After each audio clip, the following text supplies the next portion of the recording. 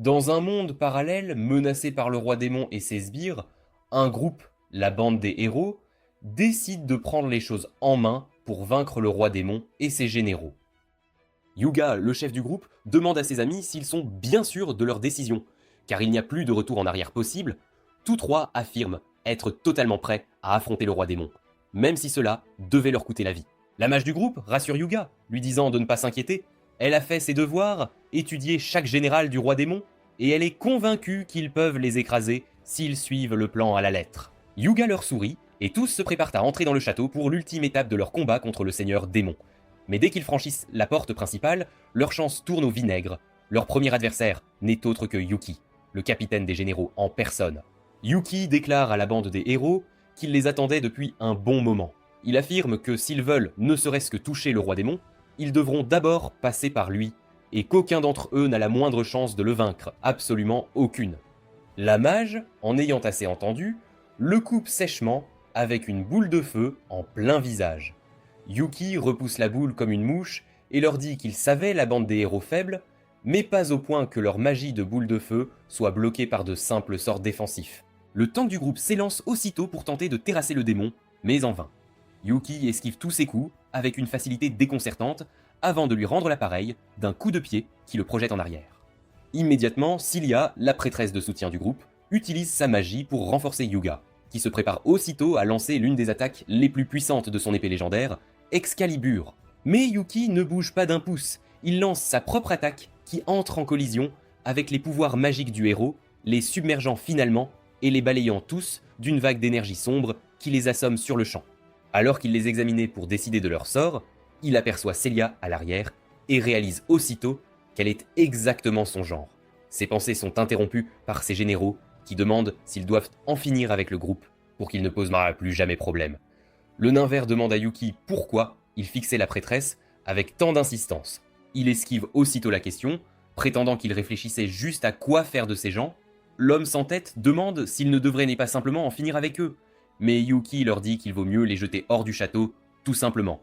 Il leur ordonne de transporter ces humains dehors et de les laisser près d'un village pas très loin d'ici.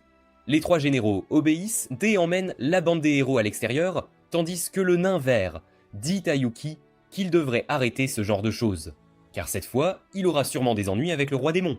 Yuki lui dit de ne pas s'inquiéter pour le roi démon pour l'instant, tandis qu'il jette un dernier regard à Cilia et lui fait ses adieux en pensée, alors qu'il l'emmène. Un mois s'écoule depuis ce jour, et la bande des héros continue ses tentatives de siège du château, mais à chaque fois, Yuki les domine sans effort et les jette dehors. Un jour, le roi démon, en personne, le convoque et, avec son ministre, demande à Yuki pourquoi il n'a pas encore éliminé la bande des héros. Le ministre se moque de lui, affirmant que les héros doivent être incroyablement faibles s'ils perdent contre des nullités comme Yuki. Toute la cour éclate de rire à cette blague, tandis que Yuki, tête baissée, ne répond rien. Le roi démon reprend la parole, ramenant le silence. Il dit à Yuki que si la bande des héros quitte ce château vivante la prochaine fois, alors il confiera la tâche de s'en occuper à ses subordonnés. Yuki pense aussitôt à ses subordonnés et décide qu'il ne peut pas laisser cela arriver. Il promet au roi démon que la prochaine fois que la bande des héros entrera dans le château, ils ne verront pas la lumière du jour suivant. C'est garanti. De retour dans ses quartiers, il s'allonge sur son lit et réfléchit à la manière dont il doit en finir avec la bande des héros une bonne fois pour toutes la prochaine fois qu'ils entreront dans le château. Il ne peut pas laisser ses juniors les affronter, car il n'aurait aucune chance. Il pense que la bande des héros est assez forte pour vaincre facilement le roi démon lui-même. Mais il parvient à les tenir à distance uniquement parce qu'il possède des compétences surpuissantes et qu'il est plus fort que tous réunis. Quelques semaines s'écoulent, puis la bande des héros entre à nouveau dans le château. Cette fois, Yuki décide d'en finir avec eux une bonne fois pour toutes. Il dit au chef du groupe qu'il devrait apprendre de ses erreurs et arrêter de l'embêter toutes les 2 semaines juste pour se faire botter les fesses, sans aucune raison valable. Yuga s'élance aussitôt avec le tankrou nommé Raven, et ils encerclent rapidement Yuki pour une double attaque venant de 2 directions différentes, mais Yuki est trop rapide pour eux, il anticipe et bloque avant de contre-attaquer avec sa propre décharge magique violette, repoussant les 2 garçons. Les garçons pensaient que Yuki en avait fini, mais à leur grande surprise, Yuki ne leur laisse aucun répit et leur tire une seconde décharge magique, les frappant de plein fouet et les projetant contre un mur. Cecilia court aussitôt vers le duo pour les soigner et s'assurer qu'ils vont bien, tandis que Mika reste en arrière pour tenir Yuki à distance et donner à Celia le temps de guérir Hugo et Raven. Mika tire aussitôt son sort, que Yuki parvient à bloquer. Mais en même temps, elle lance une boule de feu courbée avec une explosion retardée qui prend Yuki par surprise et lui explose en plein visage. Mais cela n'a aucune importance, car avec ses statistiques surpuissantes, ça ne lui fait absolument rien. Mika se demande comment un simple général peut être aussi fort, mais son astuce a fonctionné. Elle a donné à Cilia assez de temps pour soigner les deux autres, leur permettant de se défendre à nouveau. Yuki se moque d'eux, affirmant que rien ne changera, peu importe le nombre de fois qu'ils l'affronteront. Mais Yuga n'est pas d'humeur à discuter, il sort son épée et se prépare pour une ultime contre-attaque. Son épée se met à luire alors qu'il concentre toute son énergie dans la lame et fonce sur Yuki pour l'achever d'un coup final. Mais quand la fumée se dissipe, il entend à nouveau la voix de Yuki, lui demandant s'ils croient maintenant qu'ils ne peuvent pas le vaincre, peu importe leur tentative. Hugo recule, prêt à contre-attaquer, et dit à Yuki qu'ils n'ont pas vraiment le choix et doivent vaincre le roi démon à tout prix. À leur grande surprise, Yuki leur propose de les laisser passer et d'atteindre le roi démon s'ils laissent Cilia derrière eux pour le moment. Hugo est contre cette offre, il ne peut pas abandonner l'un de ses camarades, mais Mika leur fait entendre raison. C'est la vie d'une prêtresse contre des millions de personnes. Hugo hésite encore, mais Cilia prend la parole derrière eux et dit aux membres de son groupe de la laisser et d'avancer. Sur ce, le héros promet de revenir la chercher dès qu'ils en auront fini avec le roi démon et franchit la porte vers la pièce suivante. De retour dans la grotte, Yuki commence à se sentir mal à l'aise d'être seule avec Cilia et lui demande comment elle va. Cilia est toujours sur ses gardes et dit à Yuki que même si elle sait qu'elle n'a aucune chance contre lui, elle se battra jusqu'au bout. Sur ce, elle lui lance aussitôt une décharge magique que Yuki bloque et il lui dit immédiatement de se calmer car il n'a aucune intention de lui faire le moindre mal. Cela la déconcerte et elle demande pourquoi il l'a fait rester derrière. Alors, Yuki rassemble alors son courage et avoue enfin qu'il est tombé amoureux d'elle dès la première fois qu'il l'a vue au château et qu'il aimerait beaucoup l'inviter à sortir. C'est la dernière chose à laquelle Celia s'attendait et elle est incroyablement choquée, ne sachant que dire. Elle s'excuse simplement et Yuki comprend le message. Il commence à broyer du noir par terre, affirmant qu'il n'a plus aucune raison de vivre dans ce monde. Celia, toujours incertaine de la situation, se demande si ce n'est pas juste un autre tour de Yuki pour la faire baisser sa garde. Elle affirme que les démons sont censés être sans cœur, donc ils ne devraient ressentir aucun remords, n'est-ce pas? Mais Yuki répond qu'il n'est pas vraiment un démon. Il était en fait un humain dans son propre monde, mais a été réincarné ici en démon sous les ordres du Seigneur Démon. Il lui dit que la raison pour laquelle son groupe n'a pas pu le vaincre, c'est parce qu'il est super cheaté et plus fort que n'importe qui dans ce monde, probablement. Il affirme qu'il n'a même pas le droit de sortir, sauf pour attaquer un village humain, ce qu'il déteste, car au fond de lui, il est toujours humain.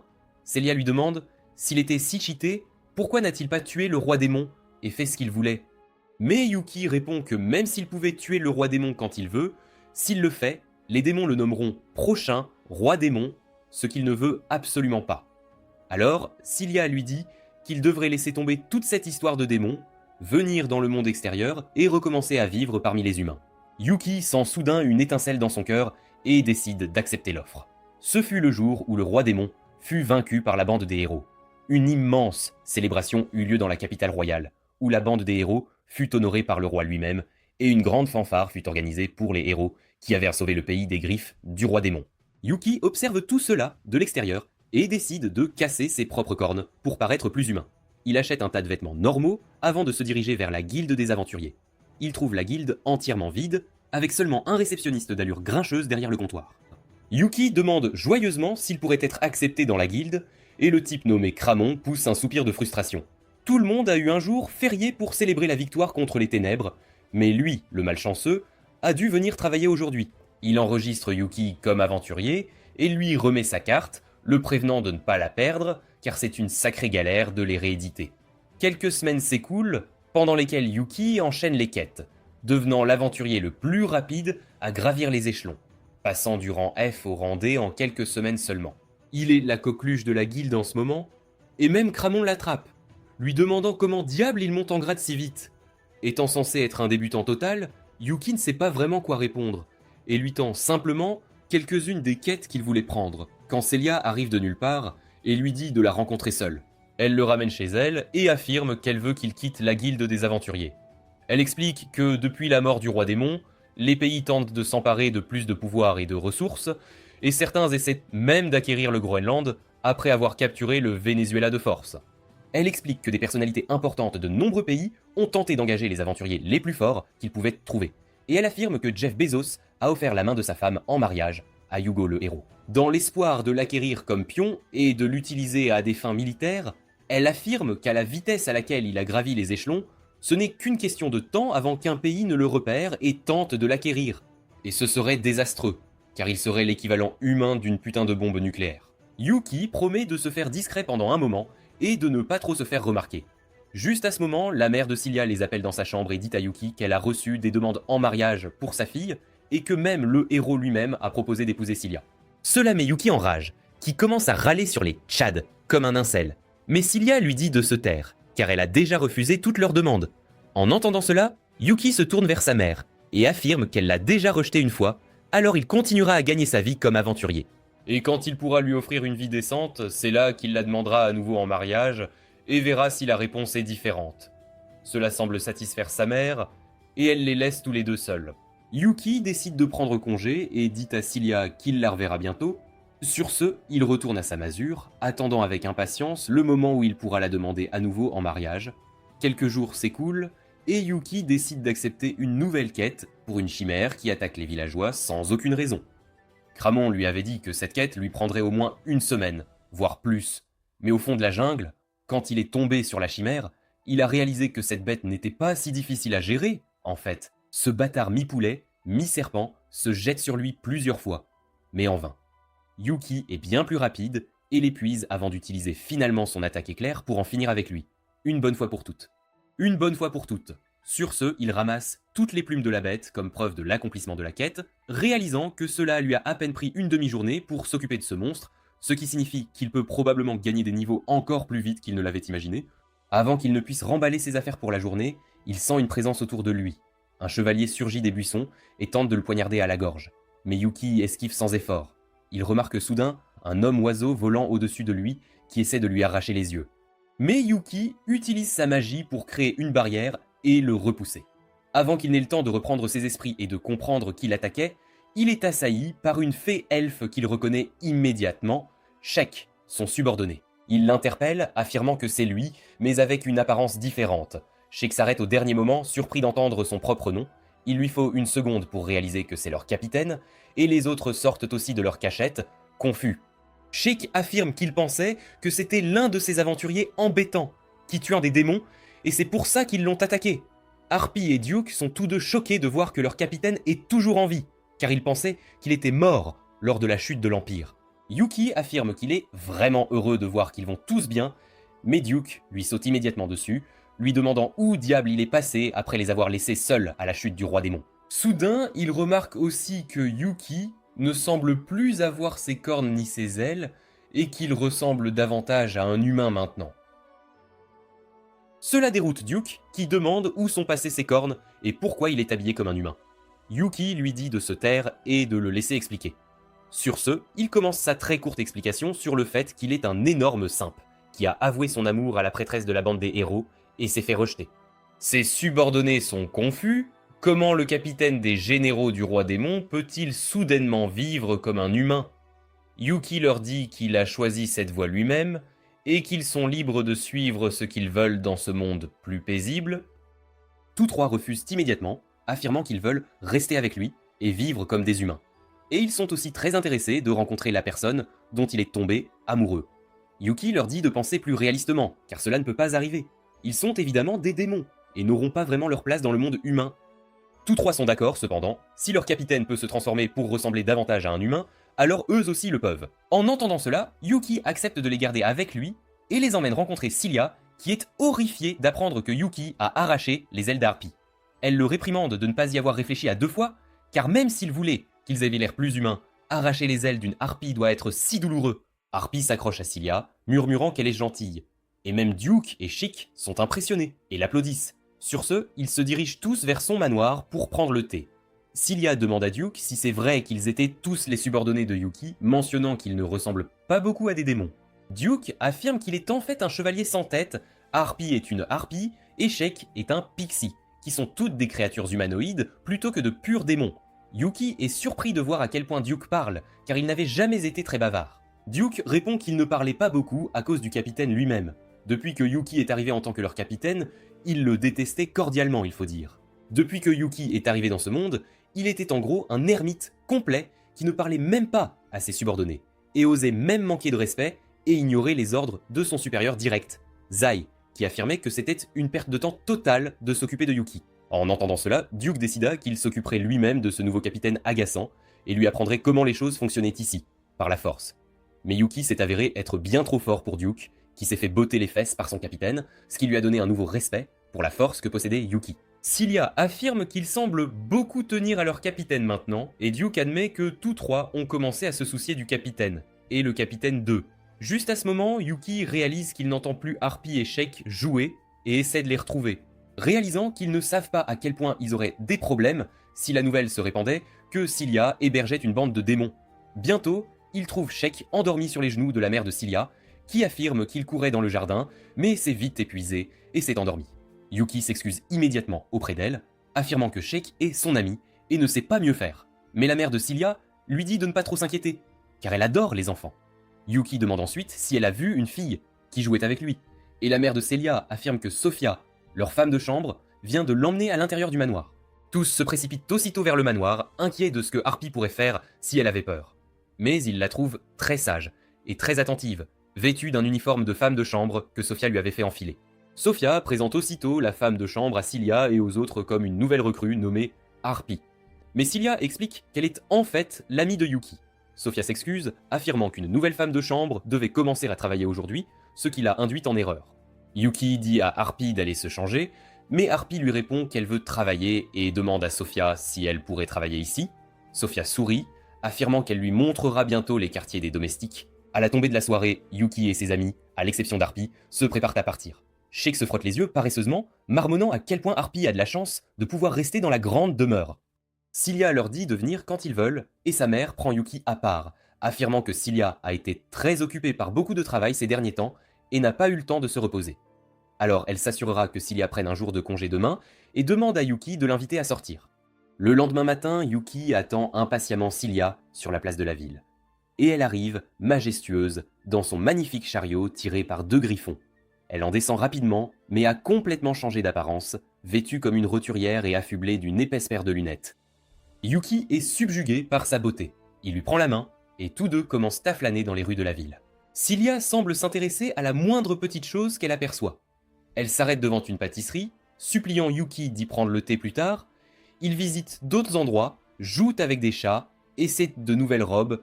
Yuki allait enfin l'emmener dans une boutique de cadeaux pour lui offrir un joli petit souvenir de cette journée. Mais sa chance tourne au vinaigre. Le héros Yuga et Mika étaient eux aussi en rendez-vous, en tenue civile. Yuga se précipite aussitôt vers Cilia, la draguant sans vergogne, ignorant totalement Yuki qui se tenait juste à côté. Yuki dit à Cilia qu'elle devrait les rejoindre, ce que Yuki n'apprécie pas du tout.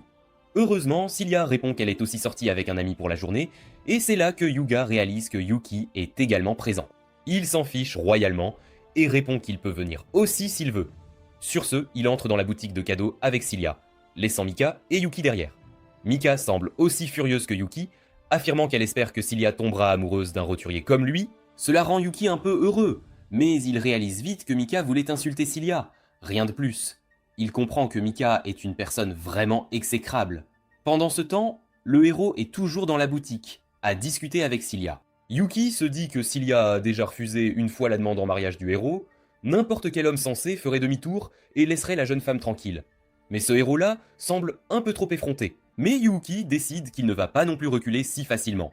Il entre dans le magasin, choisit un collier pour Cilia et lui demande si elle l'aime. Cilia rougit et répond qu'elle le trouve vraiment magnifique. À ce moment-là, Yuga surgit avec un énorme diadème d'émeraude, se vantant que c'est le plus cher du magasin, et retire le chapeau de Cilia pour le lui mettre. Les lunettes de Cilia tombent, et la foule la reconnaît aussitôt comme Cilia la prêtresse, et les autres doivent être Makana et Yuga. La foule les encercle complètement, laissant Yuki en retrait, car il n'est personne. Il court rapidement après la foule, cherchant Cilia. Mais il tombe plutôt sur le grand épéiste nommé Raven, lui aussi entouré d'une nuée de jeunes filles. Il décide d'aider le pauvre bougre, distrait les filles, puis lui prend la main et s'enfuit avec lui dans une ruelle. Il décide vite de partir, mais Raven l'arrête. Yuki est surpris par la voix si féminine de Raven, mais il n'a pas le temps pour ça. Raven lui demande pourtant s'il voudrait être son ami, car tout le monde se moque de sa voix. Yuki accepte et reprend sa recherche de Cilia. Il la trouve bientôt, toujours déguisée, près d'un petit garçon qui a perdu sa mère dans la foule. Yuki décide d'aider et ensemble, ils cherchent la mère du garçon. Yuki dit à Cilia qu'elle devrait rentrer, mais elle refuse, et la recherche continue. Le lendemain matin, quand Yuki va voir Cilia, sa mère l'accueille et lui dit que Cilia s'est effondrée le matin, épuisée par l'agitation publique de la veille. Il s'excuse de ne pas avoir pu s'occuper d'elle, mais sa mère lui dit de ne pas s'inquiéter, c'était clairement la faute du héros. D'ailleurs, il s'est aussi incrusté chez eux, insistant pour prendre soin de Cilia, mais Sophia l'a mis à la porte. À sa surprise, sa mère lui donne la permission de voir Cilia. Il entre dans sa chambre et la trouve au lit. Il parle de la folie de la veille, puis Cilia lui demande de la sortir la prochaine fois qu'elle aura un jour de libre. Cela rend Yuki super excité. Il fait des pitreries qui font rire Cilia, ce qui la fait tousser. Et Sophia met Yuki à la porte, furieuse. En rentrant chez lui, il croise Raven, qui lui demande un conseil. Il prétend aimer une fille qui a toujours été gentille avec lui, mais il ne sait pas comment lui dire qu'il l'aime avec sa voix. Yuki lui fait un discours d'encouragement, puis lui dit de tout donner. À sa surprise, il le remercie, puis se dirige vers la maison de Cilia, faisant réaliser à Yuki, horrifié, qu'il aime Cilia. Yuki panique. Il vient de donner une bonne dose de motivation et de confiance à son rival, et peu importe à quel point il essaie de se convaincre que Cilia n'acceptera pas si facilement la confession de quiconque, ses pensées s'emballent. Il imagine qu'un jour, Cilia, épuisée en combattant des démons, est rattrapée par Raven, comme dans un K-drama. Ses inquiétudes le rongent de l'intérieur, mais à ce moment-là, Raven revient, complètement défait. Yuki lui demande ce diable s'est passé, et il marmonne que malgré son discours d'encouragement, il reste un perdant. Alors que Raven s'éloigne, abattu, Yuki veut en savoir plus sur ce que Cilia lui a dit, qu'il a tant brisé. Il retourne au manoir, mais Sophia garde la porte et lui demande s'il a oublié quelque chose. Yuki lui dit timidement qu'il était juste curieux de savoir comment allait Cilia. Bien qu'il sache à quel point sa réponse semble suspecte, car il vient de la voir, Sophia refuse de le laisser entrer et lui dit que Cilia n'a pas besoin de visiteurs pour l'instant. Yuki ne peut pas rentrer les mains vides, alors il décide d'interroger Sophia directement sur Raven. Elle lui dit que Raven a demandé Harpy, et Yuki a du mal à croire qu'il allait se confesser à un démon. Il ne peut retenir sa curiosité et va parler à Harpy, occupée à nettoyer le jardin. Yuki lui demande si le grand roux est venu la voir, et Harpy confirme. Yuki lui demande ce qu'elle lui a dit quand il a avoué ses sentiments, et Harpy répond qu'elle lui a juste dit qu'il n'y avait aucune chance qu'elle sorte avec lui. Même Yuki ressent la douleur par procuration de sa réponse si directe, et il comprend que si Harpy n'aime pas Raven, rien ne peut se passer. Harpy lui dit que ce n'est pas ça. Mais quand Yuki lui demande d'en dire plus, elle s'éloigne pour reprendre son travail. Yuki décide de lui parler le lendemain. Le soir, il appelle Sheik et Duke pour discuter de l'affaire. Ils veulent savoir qui est ce Raven, et Yuki leur rappelle le chevalier du groupe du héros qui n'arrêtait pas de perdre contre lui. Duke demande à Yuki pourquoi il a laissé un humain s'approcher d'Harpy, alors qu'il prétendait l'aimer. Yuki répond qu'il ne savait même pas que Raven s'intéressait à elle, et Duke dit que même si les intentions de Raven sont sincères, il doute qu'Harpy le laisse s'approcher d'elle. Il explique que les harpies sont incroyablement belles et que les humains essaient de les capturer pour leurs plumes ou pour l'esclavage. Il se souvient avoir sauvé Harpy de certains humains, et c'est ainsi qu'elle a rejoint l'armée du seigneur démon. Cependant, Sheik pense qu'Harpy ne déteste pas les humains, car si c'était le cas, elle n'aurait jamais voulu devenir femme de chambre au manoir de Cilia. Yuki est d'accord avec lui et dit que même si Duke a raison de s'inquiéter pour Harpy, Raven n'est pas un mauvais gars et il est possible qu'Harpy l'ait déjà senti. Le lendemain, Yuki se rend à la guilde pour des quêtes, mais Cramon n'est pas disponible. Il n'a donc d'autre choix que d'aller voir l'autre réceptionniste. Elle le reconnaît et lui demande s'il est celui qui parle toujours au vice-maître de guilde. Et Yuki ne comprend même pas de qui elle parle. Ce n'est qu'après qu'elle lui explique clairement que Yuki réalise que le gars paresseux et fatigué est en fait le vice-maître de guilde. Il digère le choc tant bien que mal, puis demande à la réceptionniste où est Cramon. Elle l'appelle près d'elle et commence à lui chuchoter à l'oreille qu'il est à l'hôpital. Inquiet pour son ami, Yuki se rend à l'hôpital et trouve Cramon couvert de bandages à cause de graves blessures. Il demande qui diable l'a attaqué si brutalement, et Cramon répond que sa femme l'a battu. Yuki est horrifié en apprenant cela. Mais avant qu'il ne puisse appeler le 17 pour violence conjugale, Cramon explique que c'était hier leur anniversaire de mariage, et il voulait acheter quelque chose de spécial pour sa femme. Cependant, il n'arrivait pas à se décider, même après des heures. Alors le personnel de la boutique de cadeaux l'a mis à la porte, il est rentré chez lui super tard, et les mains vides en plus, alors sa femme est devenue furieuse, pensant qu'il avait oublié leur anniversaire, et c'est comme ça qu'il s'est retrouvé ici. Yuki essaie toujours de digérer la nouvelle, et dit à Cramon que sa femme a l'air vraiment forte. Cramon affirme fièrement qu'elle était une aventurière de rang A, tout comme lui, et qu'ils formaient le couple le plus puissant du jeu. Il se souvient que les gens les appelaient le couple invincible de l'apathie, et Yuki ne pense pas que ce soit quelque chose dont il devrait être fier. Quoi qu'il en soit, il propose de soigner Cramon instantanément avec sa magie de guérison. Mais il refuse d'un air grognon, disant que c'est sa chance de faire le bébé pendant que sa femme le soigne. Yuki est sidéré par sa logique, et abandonne quand soudain, la femme de Cramon vient le voir. Étonnamment, sa femme n'est autre que la femme de chambre Sophia, et Yuki est sidéré en faisant le lien. Cramon est ravi de voir Sophia et l'appelle chérie, mais elle lui donne un coup de pied à la tête pour ça, car il l'appelle toujours par son nom. Cramon est un vrai opportuniste, et il tire son épingle du jeu, même dans cette situation, en voyant ce que sa femme porte sous sa jupe. Sophia n'y voit aucun problème, car ils sont mariés. Yuki, lui, est gêné par ce couple étrange. Après un moment, il appelle Sophia dehors pour s'enquérir de la santé de Cilia. Elle répond que Cilia se sent mieux maintenant, mais Yuki ne peut pas la voir car elle est occupée à faire des courses. Yuki soupire en entendant cela et demande à Sophia si les cadeaux sont vraiment importants pour les femmes. Sophia se prépare à infliger d'autres blessures à Cramon, au cas où il aurait dit quelque chose d'embarrassant à Yuki, mais il change de sujet, et dit qu'il veut rendre Cilia heureuse en lui offrant un meilleur cadeau que la dernière fois. Sophia lui dit que ses sentiments sont ce qui compte le plus, et lui souhaite bonne chance, alors qu'il part. En chemin, Yuki commence à imaginer des scénarios s'il épouse Cilia, mais son imagination est limitée à ce qu'il a vu dans sa vie antérieure. Peu après, il arrive au quartier des chevaliers pour prendre des nouvelles de Raven, toujours sous le choc de son rejet. Peu importe ce que Yuki essaie pour attirer son attention, Raven ne répond pas. Alors, à la fin, Yuki prononce le nom d'Harpy. Raven se lève aussitôt, lui demandant comment il connaît ce nom. Yuki répond qu'il connaît Harpy depuis longtemps, et c'est pour ça. Il voulait savoir ce qui avait fait tomber le capitaine des chevaliers amoureux d'elle. Raven commence son récit. Un jour, il s'occupait de ses affaires au marché. Quand il a vu 3 voyous harceler une femme de chambre, il est intervenu pour l'aider. Et bien que les voyous aient été trop confiants au début, assommer l'un d'eux a suffi à les faire fuir. Une fois sûr qu'Harpy ne serait plus importunée, il a commencé à s'éloigner. Mais elle a tiré sur sa cape et l'a remercié de l'avoir sauvé.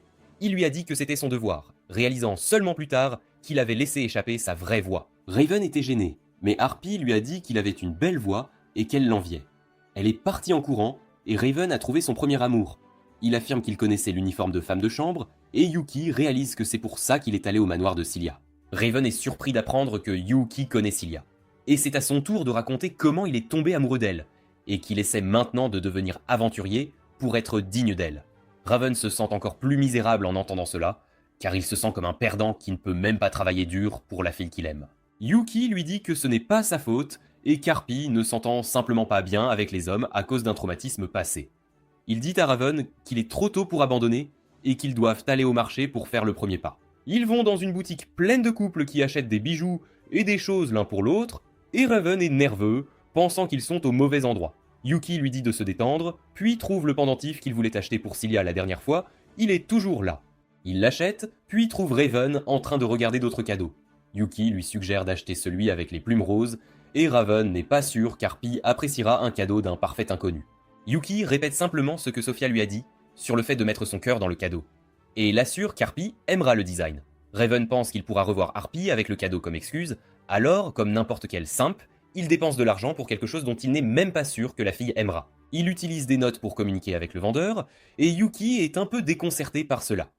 Juste à ce moment-là, Mika arrive aussi, et malgré les lunettes de Superman qui masquent l'apparence, elle identifie Raven ainsi que Yuki, car il était avec Cilia, l'autre jour. Elle demande ce que 2 hommes font dans une boutique où vont les couples, et leur dit que c'est normal d'être gay, ce ne sont pas les années 60. Yuki lui dit de se taire, et déclare qu'ils achètent juste des cadeaux pour les femmes qu'ils aiment. Et Mika est curieuse de savoir qui est la dame qui a capturé le cœur de leur chevalier silencieux. Raven ne dit rien, et Mika se sent coupable, car elle s'est moquée de sa voix une fois, et il ne lui a plus jamais parlé depuis ce jour. Yuki réalise que Mika est peut-être une garce, mais qu'elle a au moins un cœur. Elle invite ensuite les garçons à parler de leur vie amoureuse en détail. Yuki lui dit qu'il n'est pas intéressé, mais Raven sait que Mika est aussi persistante que quelqu'un qui veut un prix Nobel sans le mériter. Il dit à Yuki qu'il devrait en finir, et ils vont dans un restaurant vide. Cependant, Yuki et Raven commencent tous deux à manger, sans faire de pause, car cela leur donne une excuse pour ne pas parler. Mika le réalise, et dit que s'ils ne peuvent pas parler, elle ne peut pas leur donner d'informations sur Cilia. Yuki ne fait pas de yoga, mais il cède immédiatement en entendant cela, et se prépare à parler. Mika lui demande d'abord jusqu'où il est allé avec Cilia. Il répond qu'ils ne sortent pas encore ensemble, et qu'elle reçoit toujours trop de demandes en mariage. Il dit que Cilia les a toutes rejetées, y compris celle du héros, et Mika comprend pourquoi. Elle affirme que Yuga tape toujours sur les nerfs de Cilia, car il n'a aucune délicatesse. Il essaie toujours de créer des occasions de la rencontrer, et ne se soucie même pas de s'incruster chez des filles pendant qu'elles se changent ou se baignent. En plus de ça, c'est un playboy qui retardait souvent leurs plans, parce que les filles voulaient qu'il reste plus longtemps dans leur ville, et Cilia lui a ouvertement dit de se calmer. Mika dit à Yuki qu'il est dans son intérêt de ne pas énerver Cilia. Après cela, elle demande à Raven de raconter son histoire. Yuki se lève immédiatement pour défendre l'amour pur de son ami, et Mika est offensée de la façon dont il la traite comme une méchante. Elle dit nerveusement qu'elle voulait juste les aider et obtenir de l'aide en retour, ce qui rend Raven curieux de savoir si tout va bien entre elle et Yuga. Il l'assure qu'elle peut faire confiance à Yuki, et elle menace de le faire rôtir à point s'il raconte à qui que ce soit ce qu'elle va dire maintenant. Elle devient alors sérieuse et dit qu'ils ont été vaincus de nombreuses fois au château du Seigneur Démon, et Yuki doit faire semblant d'être choqué, comme si ce n'était pas lui qui les avait fait mordre la poussière à chaque fois. Mika lui dit qu'un garde protégeant l'entrée était super fort, et qu'il les a non seulement vaincus, mais humiliés en les laissant complètement guéris dans le village voisin. Ils ont trouvé des excuses, disant qu'ils n'étaient pas assez prêts pour protéger l'honneur du héros et du groupe. Mais après avoir continué à perdre pendant un mois entier, et que le village manquait de provisions, le garde démon leur a fait une offre: laisser Cilia derrière et avancer. Mika dit qu'elle a convaincu tout le monde d'accepter l'offre, et c'est pourquoi elle sent que Yuki la déteste. Elle sent que Yuki la détestera aussi pour avoir mis la vie de Cilia en danger. Mais alors Raven prend la parole, disant à Mika que ce n'est pas sa faute, et qu'il aurait dû parler à ce moment-là aussi. Yuki réalise qu'il a créé une faille dans le groupe du héros, et il demande à Mika si elle en a parlé à Cilia. Mika est gênée, car sa raison de convaincre tout le monde était son amour pour Yuga, et elle sent que Cilia ne lui pardonnera pas cela. En réponse, Yuki lui demande si elle va laisser les choses rester gênantes entre eux pour toujours. Mika y voit plus clair après avoir entendu cela, et elle décide de s'excuser auprès de Cilia. Une fois qu'elle est partie, Raven est également rempli de détermination à parler à Harpy à nouveau. Il va au manoir avec Yuki, mais par coïncidence, Sheik et Duke sont aussi là pour voir Harpy. Dès que Yuki présente Raven à Duke, celui-ci devient agressif, lui demandant s'il n'est qu'un perdant désespéré qui est revenu pour tenter sa chance avec une fille qu'il a déjà rejetée. Yuki essaie de défendre Raven et lui dit aussi que Duke tient beaucoup à Harpy, donc il est trop prudent. Duke demande à Raven ce qu'il fait là, et après avoir été acculé, Raven dit qu'il ne sait rien d'Harpy, mais qu'il veut quand même lui parler une dernière fois. Duke ne se soucie même pas qu'il ait l'air de Sabrina Carpenter, et lui dit qu'il devrait dire des choses comme « Je vais protéger Harpy et la rendre heureuse », parce que c'est le genre de discours qui séduit les gardiens des filles. Cependant, Raven refuse de plagier, et Duke est secrètement impressionné. Il le pousse vers Harpy, lui disant de lui dire ce qu'il veut. Raven va dans un endroit calme avec Harpy, et lui tend le cadeau. Demandant nerveusement s'ils peuvent au moins être amis, Harpy est contente de recevoir un cadeau, et décide de laisser Raven devenir son amie. Même si elle n'a aucune intention au-delà de ça. Quelques jours passent, et Yuki est plutôt déprimé, car cela fait plus d'une semaine qu'il n'a pas vu Cilia, ce qui l'a complètement vidé de son énergie. Sheik court vers lui et commence à sauter partout dans la pièce, le suppliant d'aller au manoir de Cilia pour qu'il puisse jouer dans le jardin avec Harpy. Yuki n'est pas vraiment d'humeur et lui dit qu'ils iront une autre fois, car pour l'instant, il veut juste dormir jusqu'à ce qu'il puisse la revoir. Il pense qu'il n'avait aucune idée à quel point le groupe du héros s'est occupé la plupart du temps. Cilia n'est presque jamais à la maison, car elle voyage de ville en ville, soignant les gens malchanceux, et aucun autre guérisseur ne pouvait rien faire pour eux. Raven est le capitaine des gardes. Il doit donc toujours s'occuper des nouvelles recrues et s'assurer que tout le monde est en ordre. Mika est la mage du palais qui gère tous les problèmes de la cour royale, tandis que Yuga est en gros l'ambassadeur de marque du royaume, s'occupant de la plupart des diplomaties et des monstres de haut niveau que les aventuriers de bas niveau ne peuvent pas gérer. Il pense qu'à côté d'eux, il n'est qu'un poids, mort, et se demande s'il peut faire quelque chose pour leur faciliter la vie. Ses pensées sont interrompues quand Sheik saute sur sa poitrine et commence à se plaindre qu'il serait allé avec Duke. Mais Raven l'a recruté pour les chevaliers et lui a offert un poste que Duke a accepté. Alors maintenant, les seuls chômeurs sont lui et Yuki. Avant que Yuki ne puisse trouver une excuse pour le rembarrer, Harpy frappe à la porte et entre dans la pièce.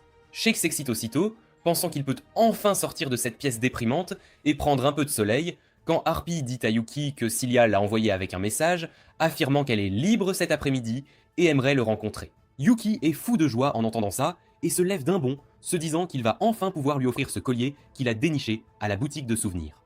Chic décide de retourner au manoir avec Harpy, laissant Yuki seul. Celui-ci, profitant d'un soleil bien mérité, sort prendre l'air et se dégourdir les jambes. Alors qu'il flâne dans les rues, se demandant comment tuer le temps jusqu'à l'après-midi, une vieille femme l'interpelle, insistant pour lui lire l'avenir, car elle voit bien que sa chance est au plus bas aujourd'hui et qu'il va passer une journée épouvantable. Mais rien ne pouvait gâcher l'humeur de Yuki ce jour-là. Il écarte la vieille baderne d'un revers de main, affirmant qu'il va rencontrer la femme de ses rêves. Absolument rien ne pouvait mal tourner aujourd'hui. En chemin, il décide d'acheter des cupcakes à la boulangerie pour Cilia. Mais il est perplexe de voir un colosse baraqué, tablier rose et muscles saillants, défiant toutes les conventions, vendre des petits gâteaux. Il s'approche, demandant où était la fille qui vend habituellement les gâteaux. L'homme se révèle être son frère, expliquant qu'elle est occupée aujourd'hui et qu'il peut s'occuper de lui. Yuki choisit quelques cupcakes et demande au bodybuilder de les emballer. Mais le colosse stéroïdé les emballe et les lui enfonce dans la poitrine avec une telle force que Yuki se demande s'il n'a pas une côte cassée. En chemin, il ouvre le sac et constate que la moitié des cupcakes sont écrasés. Merci l'enthousiasme de Sam Sulek, il espère que la gentille vendeuse reviendra vite. Il décide d'en goûter un et le cupcake s'avère délicieux, même à moitié écrasé. Distrait, il percute un homme gigantesque qui se retourne furieux, mais décide finalement de laisser tomber. Yuki reprend son chemin, cette fois un peu plus attentif. Quand il manque de marcher dans une crotte de chien, il réalise que sa journée ne se passe pas si bien et décide de regarder où il va, quand un petit morveux lui fonce dessus et tombe. Yuki parvient à amortir sa chute en le rattrapant, mais la brochette de viande que le morveux tenait tombe par terre et le petit pleurnichard éclate en sanglots. Yuki essaie de le consoler, puis l'emmène au stand de brochettes et lui en achète 2 autres. Le garçon le remercie et s'enfuit. Avant même que Yuki ne comprenne ce qui se passait, un homme le bouscule et lui dérobe sa bourse. Yuki réalise aussitôt qu'il a été pickpocketé et se lance à la poursuite du voleur, qui ne fait pas le poids face à sa vitesse et reçoit un coup de pied sauté fulgurant à l'arrière du crâne. Le voleur s'écrase contre le mur, assommé, tandis que Yuki récupère son portefeuille. Il s'apprêtait à reprendre sa route quand une voix l'interpelle par derrière, affirmant qu'un vol en plein jour ne se produirait jamais dans cette ville. Il se retourne et ne voit personne d'autre que le héros Yuga, épée au clair, devant lui. Il ordonne à Yuki de lâcher la bourse et de se rendre. Mais Yuki tente d'expliquer qu'il était la victime du vol. Mais Yuga, trop borné, refuse d'écouter et commence à brandir son épée. Yuki esquive la première attaque et recule de quelques pas. Mais pendant ce temps, Yuga parvient à trancher la bourse en 2, faisant tomber tout son argent par terre. Yuki décide que la meilleure chose à faire serait de s'enfuir sans l'argent, mais même cela s'avère difficile car son chemin est bloqué par une flopée de gardes royaux. Il est rapidement capturé et emmené au cachot, où il est jeté dans une cellule sombre et crasseuse. Yuki pousse un soupir de frustration, réalisant que la vieille femme disait vrai et que cette journée entière est maudite. Mais avant qu'il ne puisse s'attrister davantage, il entend une voix familière. Duke s'approche de sa cellule, lui demandant ce diable il a bien pu faire pour se retrouver là. Yuki avait complètement oublié que Duke travaillait désormais comme garde royal. Duke demande à Yuki s'il a tabassé une personne innocente, juste parce que Cilia ne lui accordait pas un regard. Yuki lui répond qu'il n'a rien fait. Au contraire, c'est lui qui se faisait voler. Mais le héros idiot a fini par user de brutalité policière et ne lui a même pas permis d'avoir un avocat. Duke lui dit de ne pas s'inquiéter, Raven a pris l'affaire en main et vérifie toutes les informations, ce qui signifie qu'il est un homme libre. Yuki pousse un soupir de soulagement quand une garde-elfe nommée Irene s'approche de Duke et lui dit qu'il devrait retourner à l'entraînement. Duke lui demande de lui remettre la clé d'abord, car Yuki est libre de partir. Irene lui tend immédiatement la clé et libère Yuki, lui disant que le héros Yuga aimerait aussi s'excuser pour son erreur. Yuki est un peu surpris, mais Yuga finit par lui offrir un festin gargantuesque avec Raven pour se faire pardonner. Il s'excuse personnellement, implorant son pardon, tout en l'incitant à manger autant qu'il le peut. Ils s'installent et engloutissent Lassie le repas, après quoi Raven écrit de nouveau sur une feuille, disant à Yuga de s'excuser encore. Hyuga affirme qu'il ignorait que Yuki était ami avec Raven, et révèle que c'est la toute première fois qu'il voit Raven perdre son sang-froid. C'est alors que Hyuga se souvient soudain que Yuki est la même personne qu'il a croisée en ville avec Mika. Il demande aussitôt quelle est sa relation avec Cilia. Yuki est un peu surpris par la question et répond qu'ils sont juste amis. Yuki le supplie alors de lui donner des conseils pour entretenir une meilleure relation avec Cilia. Yuki est immédiatement dépassé car il n'a aucune idée qu'il demande conseil à son propre rival. Yuki décide de désamorcer la situation en affirmant qu'il n'a rencontré Cilia que quelques semaines auparavant et qu'il devrait demander à quelqu'un qui la connaît mieux. Hyuga se tourne vers Raven, mais celui-ci écrit aussitôt qu'il ne répondra à aucune de ses questions, car il n'en a lui-même aucune idée. Hyuga baisse alors les yeux, vaincu, affirmant qu'il ne peut pas non plus demander à Mika, car elle déteste Cilia. Cela frappe de stupeur Raven et Yuki, qui venaient juste de parler avec elle. Yuki demande à Hyuga d'expliquer ce qu'il raconte, et comme Hyuga ignore que Yuki est le général démon, il raconte comment, lors d'une bataille très difficile contre le général démon, une condition avait été posée par le démon de laisser Cilia derrière, et Mika avait immédiatement accepté. Yuki affirme que ce n'est pas ce qui s'est passé. Mais Hyuga rétorque, lui demandant s'il était là pour le voir, et aussitôt, Yuki se rattrape pour ne pas se trahir et répond qu'il l'a entendu de Mika. Yuki affirme que Mika n'aurait pu leur dire de laisser Cilia derrière que si elle la détestait, mais Hyuga rétorque qu'au final, il était le chef, et c'est lui qui a pris la décision finale de laisser Cilia. Hyuga réalise que Yuki dit la vérité, mais il ne peut toujours pas l'accepter, affirmant qu'il n'aurait jamais laissé Cilia derrière. Mais Raven pose ses mains sur l'épaule de Hyuga et secoue la tête. Yuki prête sa voix à Raven en disant à Hyuga qu'il est le héros et qu'il devrait arrêter de blâmer ses alliés pour sa décision discutable. Cela frappe Hyuga de plein fouet et il se met à pleurer avant de s'arrêter, réalisant à quel point il a maltraité Mika, alors qu'elle l'a toujours soutenu. Il décide de se racheter et de s'excuser immédiatement, mais il traîne Raven et Yuki avec lui, car il est trop lâche pour y aller seul.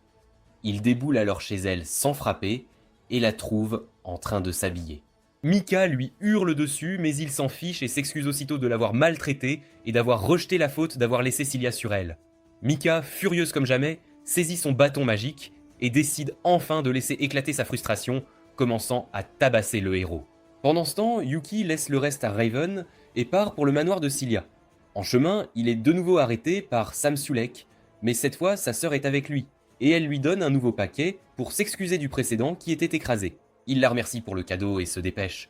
Quand il se retrouve entouré d'hommes en costume s'attendant à des ennuis, il se demande ce qu'il a bien pu faire cette fois. Mais il s'avère que l'enfant qu'il a bousculé était d'une famille noble, alors en signe de gratitude, ils lui offrent aussi un paquet de brochettes. Yuki les remercie et se précipite vers le manoir de Cilia, la trouvant assise sur une chaise, lisant des livres. Elle le salue chaleureusement, alors qu'il lui présente les gâteaux et les brochettes. Cilia la remercie pour les cadeaux et dit qu'elle va chercher du thé, quand soudain Hyuga déboule dans leur chambre et hurle à Cilia qu'il a réalisé son erreur. Mais Mika lui donne un coup de poing au visage et lui dit de fermer son stupide clapet. Raven arrive aussi à ce moment et Mika décide de s'avancer et s'excuse auprès de Cilia de l'avoir laissé derrière, affirmant qu'ils étaient coéquipiers et n'auraient jamais dû l'abandonner. Cilia se contente de sourire, affirmant que la vie de millions de personnes était en jeu et que vaincre le roi démon était plus important. De plus, elle lui rappelle qu'une fois le roi démon vaincu, même si Mika a été épuisée au-delà de toute limite et n'avait plus de mana, elle a quand même couru à toute vitesse vers Cilia pour s'assurer qu'elle allait bien. Et au moment où elle l'a vue, Mika s'est effondrée d'épuisement et de soulagement. Tout semble s'être bien terminé, car Cilia et Yuki partent pour une petite promenade au coucher du soleil. Yuki sort alors le collier qu'il lui a acheté et elle l'accepte gracieusement, le remerciant pour tout ce qu'il a fait pour elle jusqu'à présent. Quelques jours passent, puis un beau matin, Yuki a l'occasion en or d'accompagner Cilia sur l'un de ses sites de terrain et de l'aider dans son travail. Malheureusement pour lui, rien de ce qu'il désire ne se passe jamais sans accroc. Et cette fois, le problème prend la forme de Chic, qui a réussi à mettre son nez dans leurs affaires et a convaincu Cilia de le laisser les accompagner, car il s'ennuie.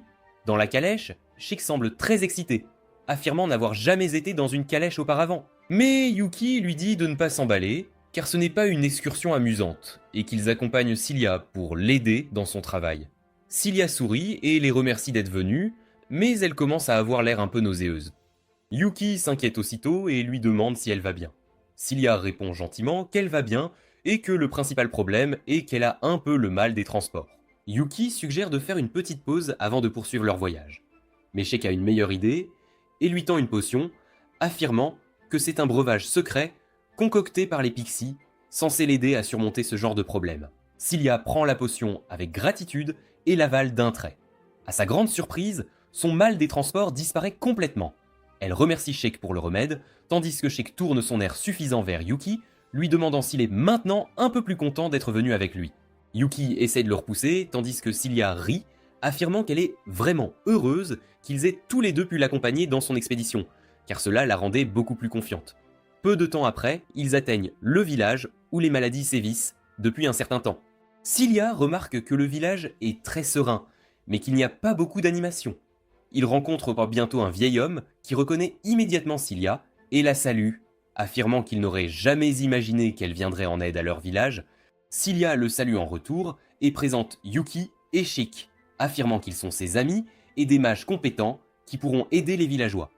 Le vieil homme les emmène à une église où ils trouvent la plupart des blessés et des malades abandonnés à la merci de leur dieu, morts depuis bien longtemps. Yuki remarque que Cilia se dévoue corps et âme pour aider tous ces pauvres villageois, et il fait sa part aussi. Le vieil homme réapparaît et remercie Yuki de les avoir aidés. Quand Yuki demande s'il y a eu des victimes, le vieil homme répond qu'ils seraient tous morts il y a des jours, quand un groupe de bandits s'est soudainement abattu sur eux. Mais alors, un homme a surgi de nulle part et les a repoussés avant de disparaître aussi. Yuki se demande s'il y a eu une querelle interne entre deux groupes de bandits, quand il remarque que Cilia a l'air un peu fatiguée, même si elle fait semblant d'être forte, et sourit à chaque villageois qui vient la voir pour de l'aide. Il s'approche d'elle et suggère de faire une courte pause, mais Cilia refuse, affirmant qu'elle va bien, et se lève pour aider davantage.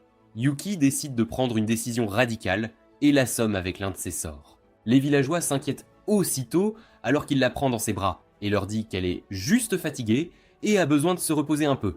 La prochaine fois que Cilia ouvre les yeux, elle se retrouve dans une pièce avec Sheik et Yuki qui l'attendent. Elle réalise aussitôt que Yuki l'a assommée et lui dit qu'il devrait respecter les décisions des autres au lieu de faire ce qu'il pense être le mieux pour eux. Ça sonnait comme le genre de conversation que je détesterais avoir avec ma copine. Mais Yuki gère ça avec brio et lui dit de se taire. Ma petite, les femmes ne savent pas ce qui est bon pour elles. Comme le féminisme ne les a pas encore atteints, Cilia acquiesce simplement, mais lui dit de ne plus faire ça sans son consentement. Yuki promet qu'il ne le fera plus et révèle qu'elle peut se reposer tranquille, car ils ont déjà soigné tous les villageois. Cilia leur sourit radieusement et les remercie pour toute l'aide qu'ils lui ont apportée avec les villageois. Avant que Yuki ne puisse saisir l'occasion et lui demander sa permission de tenter sa chance, le vieil homme les interrompt de nouveau, demandant cette fois à Cilia si elle peut examiner une fille nommée Til, qui vit à la périphérie du village et est malade depuis un certain temps. Yuki demande si elle a été blessée pendant les raids des bandits, mais le vieil homme secoue la tête, affirmant qu'elle était absente pendant tout ça. Cilia, étant la personne gentille qu'elle est accepte immédiatement de l'accompagner auprès de la jeune fille. Ils atteignent la maison de la jeune fille au moment où le soleil commence à se coucher, et y entrent pour découvrir un charmant petit cottage, plus grand que 5 appartements new-yorkais réunis. Cilia se présente et demande à Til si elle va bien. Alors qu'elle commence à répondre, elle est prise d'une quinte de tout. Yuki dit aussitôt à Sheik d'utiliser ses potions magiques, et très vite, elle commence déjà à se sentir mieux. Til remercie Sheik pour la potion, affirmant qu'il a dû lui être envoyé directement par la divinité gardienne elle-même. Yuki demande ce qu'elle raconte. Surprise, Til demande s'ils n'ont pas vu la statue à la périphérie. Yuki est confus, mais Til poursuit en disant qu'un jour, une bande de bandits s'est abattue sur le village. Elle a échappé à l'attaque juste parce qu'elle était allée faire une offrande à la statue. Et selon elle, c'était la façon dont sa divinité gardienne la protégeait. Yuki et Sheik pensent tous deux que ce n'était rien de plus qu'une coïncidence, mais Til répond qu'une fois, alors qu'elle rentrait chez elle dans l'obscurité, elle a été encerclée par une meute de loups et serait morte à coup sûr. Mais la divinité gardienne les a foudroyés avec sa foudre noire magique et lui a sauvé la vie. Cela éveille la curiosité de Yuki et il lui demande de les emmener à la statue. Peu de temps après, ils atteignent enfin la statue qui n'est très clairement pas celle d'un dieu, mais celle d'un démon. Til est très sur la défensive, affirmant que la divinité gardienne n'est pas un démon. Elle est aussitôt prise d'une autre quinte de tout, et Cilia décide qu'il serait préférable de la ramener à son cottage. Yuki et Sheik restent tous deux pour examiner de plus près la statue, et Yuki remarque à quel point elle ressemble aux gargouilles du château du roi démon. Quand soudain la statue prend vie et les attaque, tous deux parviennent à esquiver l'attaque et confirment que la statue est en fait un être démoniaque. Sheik passe immédiatement à l'action et donne un coup de pied au démon au visage, avant de le bloquer dans une clé de bras, attendant d'autres instructions de Yuki. Shake sort son couteau, prêt à tuer le démon. Mais Yuki lui dit d'attendre, car il veut avoir une conversation avec le démon. Une fois séparés, le démon demande s'ils ne sont pas là pour le tuer, et Yuki lui rappelle que c'est lui qui les a attaqués en premier. Le démon s'excuse et révèle qu'il a été créé pour garder un certain temple loin d'ici. Mais un jour, ce temple a été pillé, et il a été volé, avec d'eau de bien. Le même groupe a ensuite décidé d'attaquer ce village innocent. Alors il a décidé d'exercer un jugement divin sur eux et de tous les détruire. Depuis ce jour, les villageois l'ont installé comme leur divinité gardienne. C'était il y a longtemps cependant, et presque tout le monde dans le village l'a lentement oublié. À part cette fille, qui lui rendait régulièrement visite, quoi qu'il arrive, elle gardait toujours la zone propre, et il s'assurait que rien ni personne ne lui ferait jamais de mal. Il l'a même empêché de retourner au village ce jour-là, quand les bandits ont attaqué. Yuki semble comprendre, et demande s'il veut du mal aux humains du village. Le démon affirme qu'il ne se soucie pas vraiment des autres villageois à ce stade, ni n'a l'intention de s'impliquer, mais il veillera à ce que cette fille ne subisse aucun mal. Yuki décide qu'il n'y a aucune raison de se débarrasser du démon et passe à autre chose avant d'envoyer Shake en mission spéciale. Cela le laisse seul avec Cilia pendant la nuit éclairée par la lune, où il se promène à travers les magnifiques forêts. Yuki lui dit que le démon ne devrait causer de problème à personne, alors il devrait le laisser tranquille, et Cilia est d'accord. Soudain, Yuki se retrouve sans voix en regardant Cilia, magnifique au clair de lune, alors qu'elle sourit. En marchant, Cilia trébuche sur une branche, mais Yuki la rattrape à temps et la sauve de la chute. La tension est palpable. Mais comme c'est une série tout public, on ne peut pas faire grand-chose, alors on passe à autre chose. Bientôt, ils retournent tous deux au village, et juste à temps, car une bande de bandits attaque de nouveau le village. Yuki et Cilia parviennent à renforcer les défenses, mais Yuki dit à un Shake endormi d'aller s'occuper des bandits comme il l'entend. Shake bâille bruyamment avant de bondir en avant, tabassant les 2 premiers bandits et égorgeant 2 autres. Cilia est surprise de voir Shake en action, car elle ne s'attendait pas à ce qu'il soit si fort. Mais Yuki lui dit que c'est son subordonné, alors évidemment il va être fort. Sur ce, il décide d'entrer lui-même dans la mêlée, pendant que Cilia le soutient. Il utilise l'une de ses capacités pour repousser 7 bandits d'un coup, tout en bloquant l'attaque d'un autre bandit qui tentait de l'attaquer par surprise. Le bandit est choqué, mais est balayé instantanément. Soudain, Yuki sent quelqu'un s'approcher furtivement par derrière et assomme un bandit qui tentait de surprendre Cilia. Elle le remercie de son aide, quand soudain il remarque de la fumée provenant de la forêt, juste là où la divinité gardienne est censée se trouver. Yuki ordonne à Shake d'aller fouiller les environs, et Shake part aussitôt enquêter. Une autre vague de bandits s'approche de Yuki, affirmant qu'il se surestime, mais Yuki leur dit qu'il n'a pas vraiment besoin de réfléchir beaucoup pour les vaincre. Il utilise simplement l'une de ses capacités de magie du vent et les capture dans une tornade avant de les ligoter avec une corde. Yuki s'inquiète un peu car Shake n'est pas encore revenu, alors il s'aventure dans la forêt avec Cilia pour voir ce qui se passe, seulement pour trouver une scène horrible avec Teal pleurant sur le démon dont les ailes ont été tranchées. Tandis qu'un homme en rouge et noir attrape Shake à la gorge et le repousse d'un coup de pied, Cilia se précipite aussitôt vers Shake, s'assurant qu'il va bien. Pendant ce temps, Yuki se demande qui diable est cet homme capable de vaincre Shake si facilement. Cilia prévient Yuki d'être prudent car cet homme s'appelle Miller, le héros de l'Empire des Galères. Yuki est un peu décontenancé, ne s'attendant pas à plus d'un héros ici. Miller leur sourit d'un air narquois, leur disant de dégager de son chemin, alors qu'il s'avance pour achever la gargouille démoniaque. Yuki lui lance sa magie de foudre, mais à sa grande surprise, l'épée de Miller semble absorber toute la magie, le laissant indemne. Il révèle que son épée s'appelle le Dévoreur de magie, capable d'annuler toute attaque magique, et la raison pour laquelle il les attaque et les pille est de déclencher une guerre entre les 2 royaumes. Sur ce, il tranche aussi le bras du démon. Tandis que l'équipe le supplie d'arrêter, Yuki enchaîne les attaques magiques. Mais rien ne semble l'affecter alors qu'il continue d'avancer vers Yuki, qui tente l'une de ses attaques, les plus puissantes. Mais quand la poussière retombe, il trouve Miller, un sourire narquois aux lèvres. Yuki, pour une raison quelconque, ne s'arrête pas et continue de déverser sa magie sur Miller quand, soudain, l'épée commence à se fissurer. Yuki sourit, affirmant qu'après tout, ce n'est qu'une épée fabriquée par l'homme qui ne peut contenir qu'une quantité finie d'énergie magique. Il augmente encore sa puissance magique et brise complètement l'épée. Miller est stupéfait, mais ses ennuis ne font que commencer alors que Yuki lui assène un coup de poing dévastateur au visage, le mettant KO. Mais le héros s'avère plus fort qu'il n'y paraît et tire un rayon magique sur la gargouille. Mais Teal encaisse le coup et est gravement blessé. Avant que Yuki ne puisse réagir, le héros utilise une pluie de flèches magiques que Yuki bloque, mais Miller s'échappe. Cela met Yuki tellement en colère qu'il perd le contrôle et se transforme en un démon à part entière. Il poursuit Miller à travers la forêt et le tabasse à coups de poings et de pieds jusqu'à ce que Miller soit à moitié mort. Sur ce, il jette le héros dans le lac et retourne au village. Il aperçoit Celia, qui l'attend dehors, et le remercie pour tout ce qu'il a fait pour eux jusqu'à présent. Heureusement, même Teal se remet de ses blessures et les supplie de la ramener à la capitale pour qu'elle puisse trouver un remède pour son dieu gardien. Celia a l'idée de l'engager comme l'une de ses servantes et accueille le démon sous forme de statue de Bouddha pour le cacher, espérant que tout se passera bien.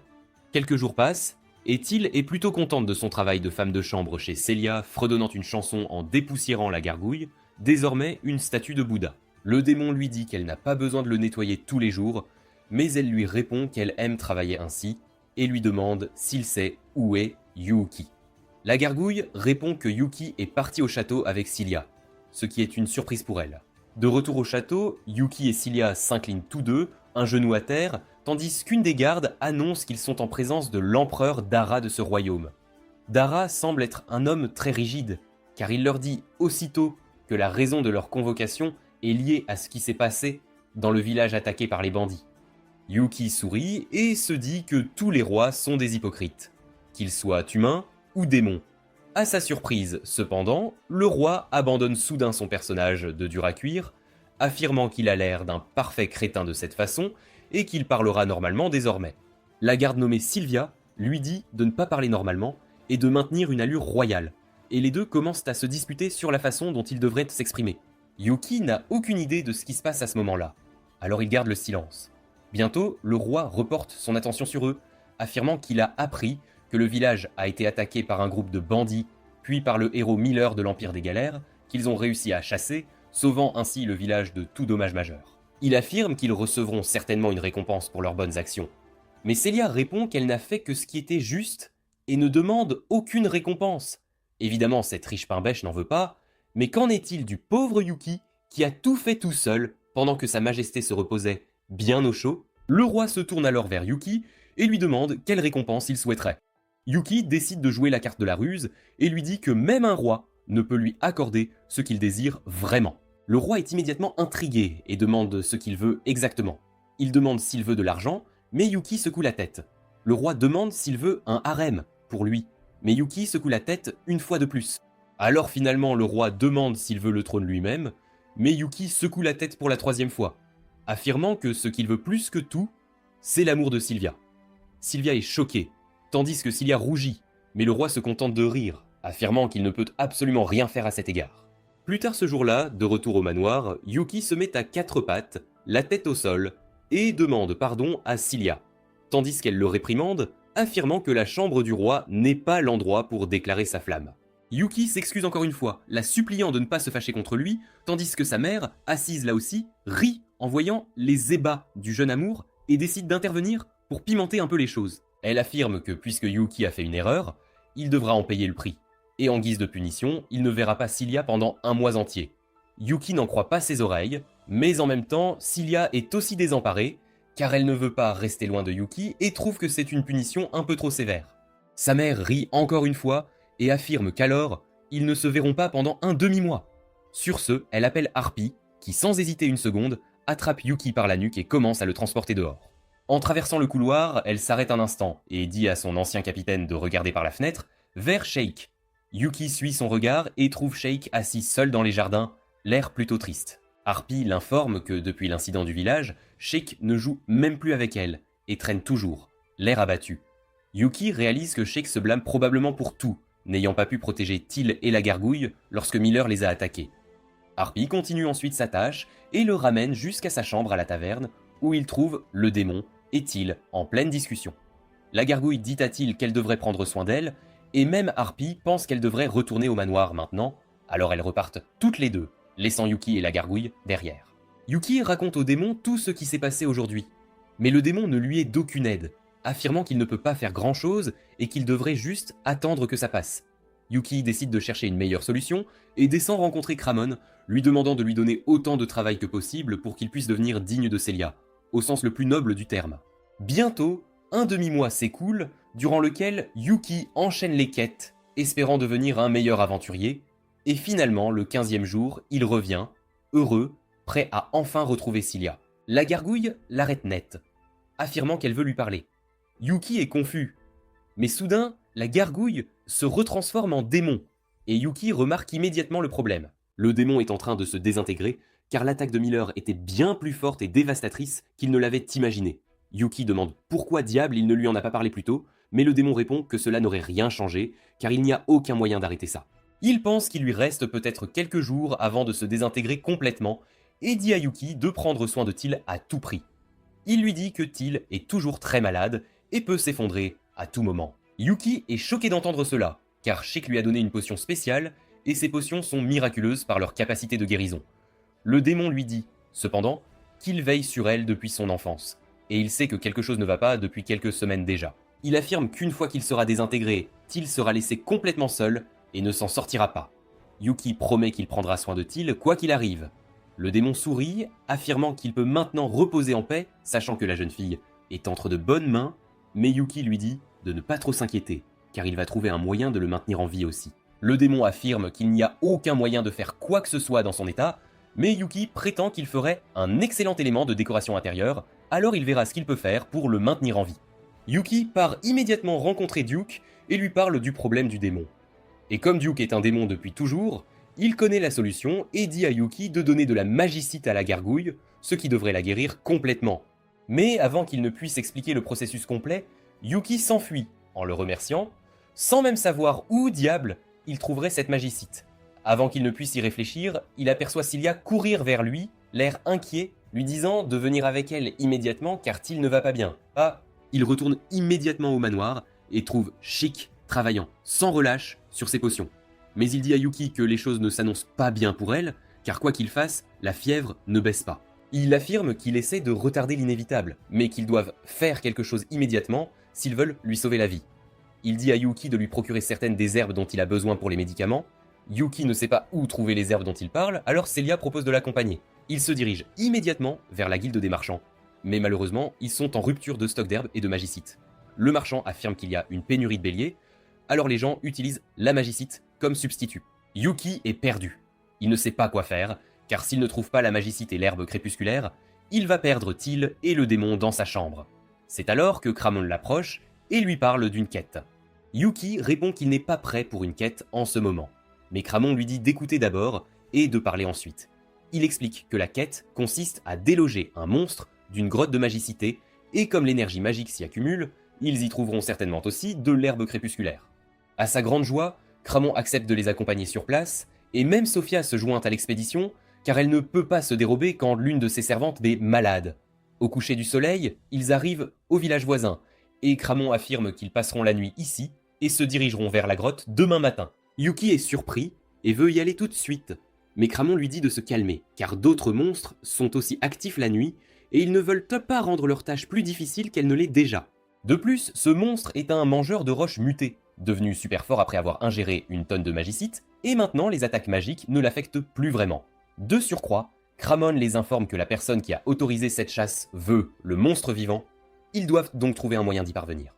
Le lendemain matin, ils se préparent en de bonne heure et de bonne humeur, et se dirigent vers la grotte. Bientôt, ils se retrouvent face à face avec le monstre mangeur de roches, qui croque des cristaux de magicite, comme s'il grignotait des chips à l'apéro. Au moment où il repère les intrus, il leur lance une volée de rochers. Yuki sauve Celia d'être absolument pulvérisée par l'un d'eux, tandis que Sophia écrase le rocher, qu'il a visé d'un seul coup de pied, et Cramon utilise une étrange compétence magique pour gérer ceux qui lui sont lancés. Yuki tente immédiatement de riposter et utilise une attaque magique offensive contre lui, mais le monstre est complètement indemne. Cramon lui dit d'être prudent, car ils doivent en capturer le démon vivant. Alors il utilise son attaque de verrouillage terrestre qui coince le mangeur de roches, tandis que Celia utilise son sort de chaîne divine pour le maintenir en place. Tout cela est en vain cependant, car le monstre parvient à briser les chaînes et détruit les rochers autour de lui pour se libérer à nouveau. Cramon élabore un plan pour détruire le monstre de l'intérieur. Il propose d'utiliser sa magie des ombres pour créer une barrière autour de Sophia, qui pourra entrer dans la gueule du monstre et le tuer de l'intérieur. Cilia est inquiète, mais Sophia lui dit de ne pas s'en faire, car elle est spécialisée dans le combat rapproché. Yuki décide de passer aux choses sérieuses et crée une cage de givre autour du monstre, suivie par les chaînes divines de Cilia. Sophia est immédiatement recouverte par la magie des ombres et saute dans la gueule du monstre. Disparaissant à l'intérieur, le monstre réalise que quelque chose ne va pas et fait de son mieux pour se libérer de ses liens. Mais Yuki et Cilia continuent de relancer leurs capacités pour le maintenir en place. Le monstre a cependant une dernière carte à jouer, car il expulse une flopée de petits démons de roche, eux aussi insensibles aux dégâts magiques. Réalisant cela, Yuki commence à tabasser ces monstres, les détruisant un par un, tandis que Celia peine à retenir le gigantesque mangeur de roches. Bientôt, elle faiblit et est poussée au sol, tandis que le monstre la domine, menaçant. Mais avant qu'il ne puisse l'achever, le monstre s'effondre au sol et Sophia émerge de l'intérieur, ayant réussi à détruire le monstre de l'intérieur. Cramon la serre immédiatement dans ses bras et dit à Cilia et Yuki d'aller chercher l'herbe crépusculaire. Ils courent aussitôt plus profondément dans la grotte et trouvent l'herbe crépusculaire, mais une fois que Yuki parle de rentrer, Cramon leur dit de rester pour la nuit, car un voyage nocturne peut être très dangereux. Yuki est inquiet pour Till et décide de s'éclipser dans la nuit. Mais Cilia savait qu'il ferait quelque chose comme ça puisqu'il peut voler. Alors elle lui tend les herbes, après quoi Yuki fait repousser ses cornes et ses ailes avant de s'envoler pour se précipiter vers Till et la gargouille. Il donne les herbes à Shake et se précipite dans sa chambre, forçant le cristal de magicite dans le gosier de la gargouille. Immédiatement, le bras du démon repousse, et il ressent un afflux d'énergie en lui, avant de quitter la pièce et de se diriger droit vers Till. Il entre dans sa chambre sans frapper, comme un malotru, et la trouve profondément endormie. Mais ce lourdeau la réveille, juste pour lui dire qu'elle va bien maintenant. Complètement épuisé, Yuki s'envole jusqu'à l'autre village pour s'assurer que personne ne découvre sa véritable identité, se fatiguant énormément. Mais il est récompensé en pouvant dormir sur les incroyables cuisses de Celia. Mais c'est ici que cette vidéo se termine. N'oubliez pas d'aimer et de vous abonner à la chaîne. Merci d'avoir regardé, et à la prochaine fois.